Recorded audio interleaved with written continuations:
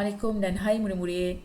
Pada hari ini untuk kelas Bahasa Melayu tahun 4, kita akan teruskan dengan tema 1 kemasyarakatan, unit 2 iaitu prihatinnya kita dengan tajuk kita lakukan bersama-sama. Objektif pembelajaran kita pada hari ini, pada akhir pengajaran dan pembelajaran di rumah, murid akan dapat membaca dan memahami bahan grafik daripada multimedia untuk membuat gambaran. Rujukan dokumen penjajaran kurikulum 2.0 SK 2.2 SP 2.2.1.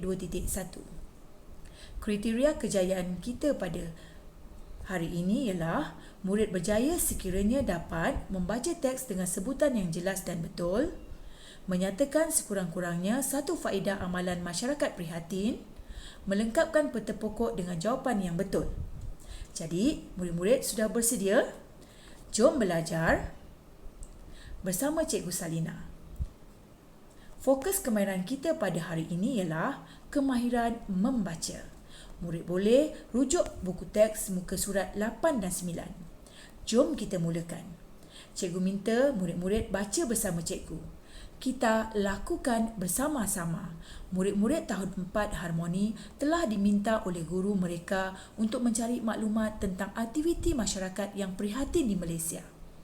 Mereka diminta membentangkan maklumat yang diperoleh kepada rakan-rakan sekelas. Rajiv, Jitwen dan Jimmy telah berkumpul di rumah Hadif untuk membincangkan tugasan tersebut. Mereka melakukannya bersama-sama.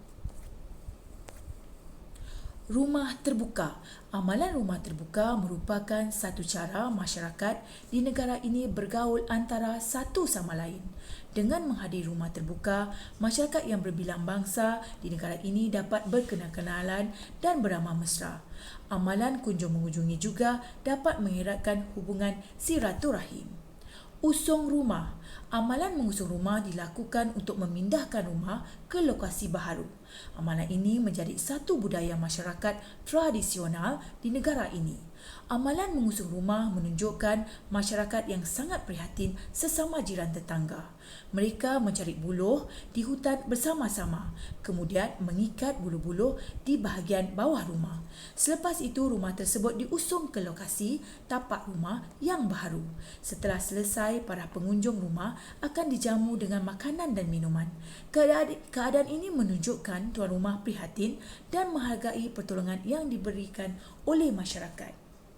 Untuk aktiviti ketiga, gunting rambut percuma dan gerobok rezeki, murid-murid boleh baca sendiri atau minta pertolongan ibu, ayah, abang atau kakak menyemak bacaan kamu. Baiklah murid-murid, tadi kita telah baca teks tersebut bersama-sama. Aktiviti seterusnya ialah melengkapkan peta di muka surat 9. Jom kita tengok peta pokok tersebut. Berdasarkan pada peta pokok ini, murid perlu mengenal pasti faedah amalan masyarakat prihatin. Adakah murid-murid tahu apakah yang dimaksudkan dengan faedah?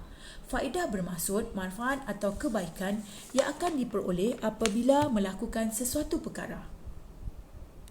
Berdasarkan teks yang telah kita baca tadi, cikgu minta semua murid mengenal pasti faedah bagi setiap aktiviti yang dilakukan. Jangan risau ya, murid-murid, kita akan buat bersama-sama. Aktiviti yang pertama ialah rumah terbuka. Dapatkah murid-murid kenal pasti faedah mengadakan rumah terbuka? Ya, dapat kita lihat pada baris kelima.